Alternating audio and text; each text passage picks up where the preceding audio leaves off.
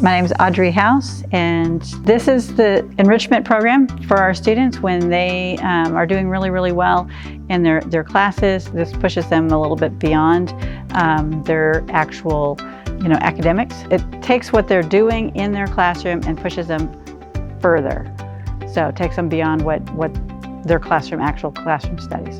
The goal is for them to actually communicate and problem solve together cooperatively.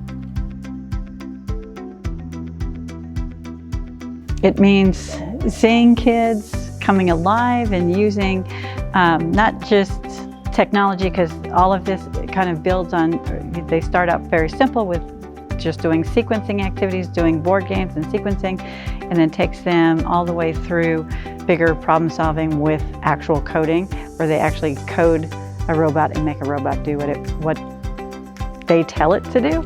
They're going to fail, but they're solving problems through failing. It's the first time that they realize that what they have learned actually moves a robot and does something. It is just mind-blowing.